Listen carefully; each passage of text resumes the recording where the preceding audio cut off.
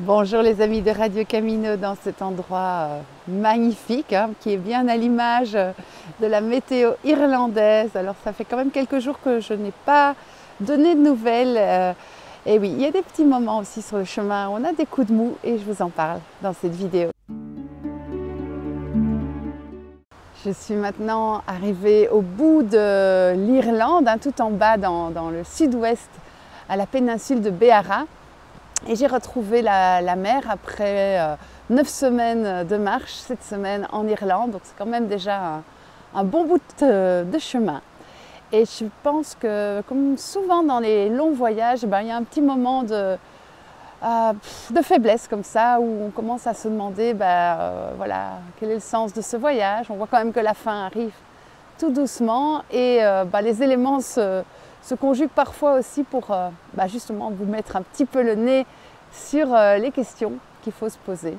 Quand je suis arrivée à Glengarriff au bord de la mer, ma bonbonne de gaz m'a lâché, ce qui est normal après une longue période, mais donc plus moyen de se préparer à manger de façon un petit peu consistante.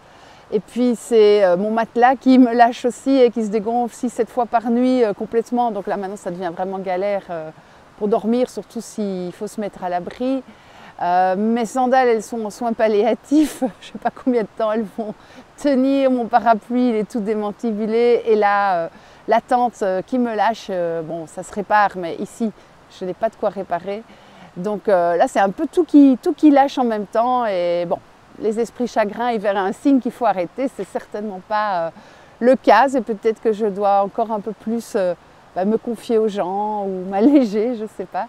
Mais c'est vrai que la petite tente, par ce temps, c'est vraiment indispensable. Et le fait de ne plus savoir vraiment bivouaquer comme on veut, c'est plus compliqué maintenant, ça met un petit coup au moral.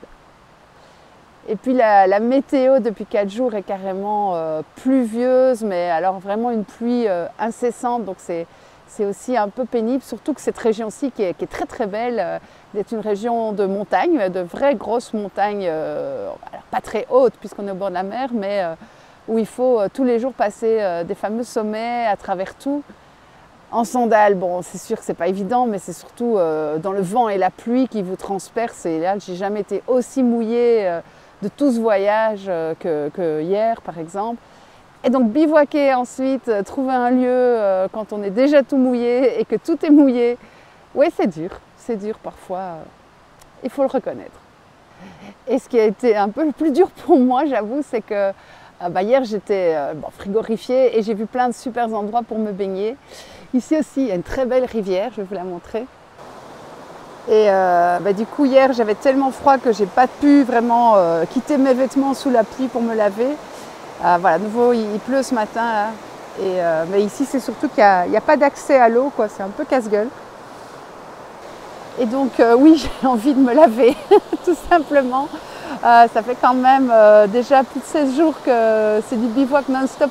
Donc voilà, une bonne lessive, un bon bain, peut-être une soirée au sec aussi, ça ferait du bien. Donc voilà, je suis en train de réfléchir comment je vais réorganiser peut-être la fin de ce voyage pour un petit peu remonter les batteries, le moral et me faire du bien. Bon, j'ai dormi dans un joli bois cette nuit avec des arbres extraordinaires. Mais là, je cours parce que je vais aller vite démonter la tente avant qu'elle ne soit de nouveau mouillée, même si les arbres ont un peu protégé. Eh oui. Regardez le bivouac.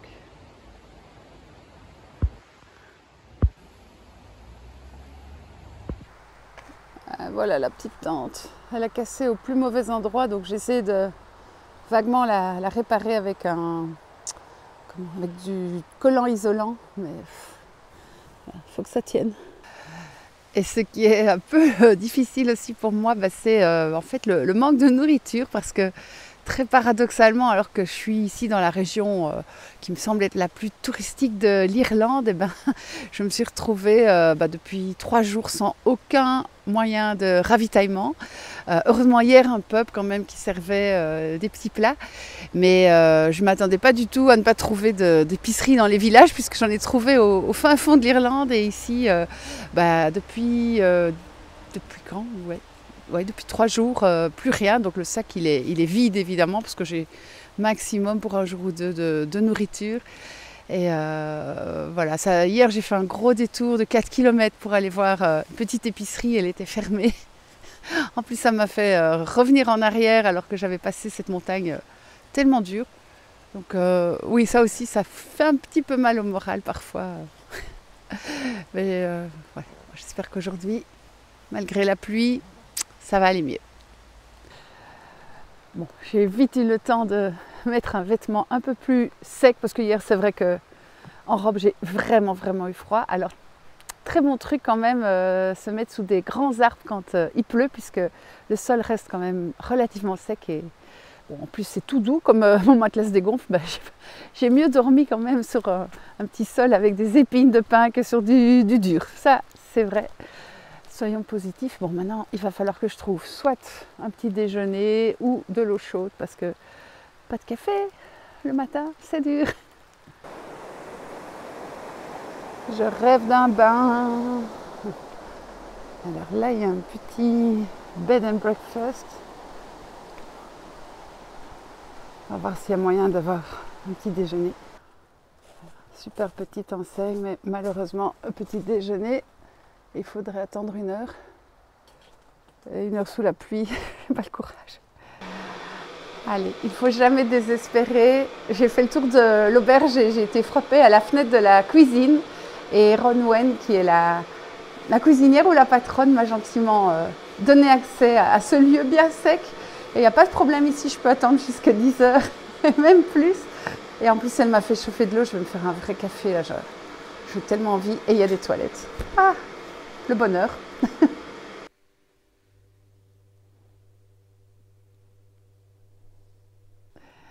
Et oui, il en faut peu pour être heureux. Petit cappuccino.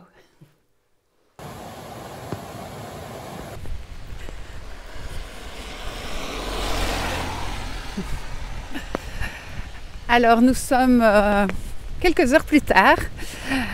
Donc j'ai été frappée à la fenêtre de derrière du chouette la petite auberge avec ma petite cruche pour demander de l'eau chaude, toute misérable en étant toute mouillée.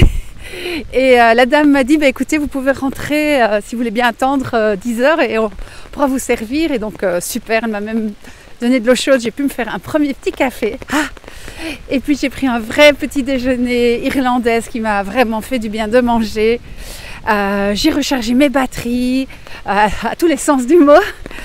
Et puis finalement, c'est la journée la plus pourrie que j'ai jamais vue. Là, il pleut non-stop et vraiment des cordes, encore pire qu'hier. Et donc j'ai décidé de m'offrir une nuit dans ce beau petit hôtel. Et maintenant, je vais visiter un jardin et je vous emmène avec moi pour cette visite. Et donc c'est assez incroyable de se dire que en quelques heures à peine, quand on touche un peu le fond, il faut le reconnaître, ce matin j'étais pas fière, tout peut s'arranger.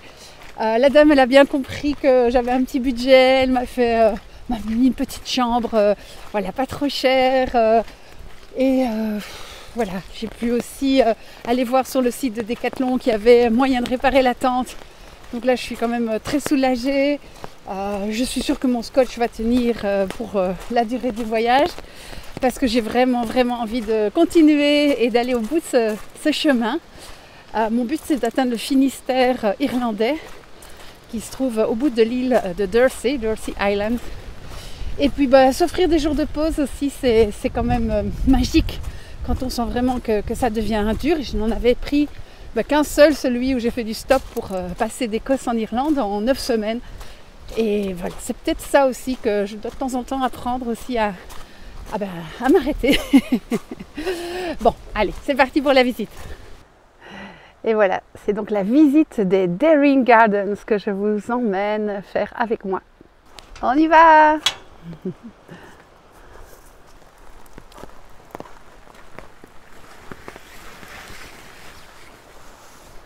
Il fait un temps idéal pour visiter ce genre de jardin. Surtout qu'on est en fait ici dans une partie de l'Irlande où il y a un petit microclimat un peu subtropical. Il ne manque plus qu'un dinosaure. Ce serait assez parfait. Alors ça me rappelle un chouette bivouac du début du voyage dans un autre parc planté par des riches nobles anglais. J'avais mis la tente sous un tuyau géant par un jour de pluie.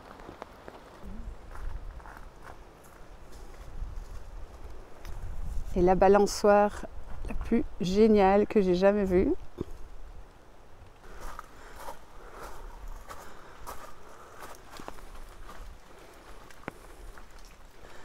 Une œuvre d'art.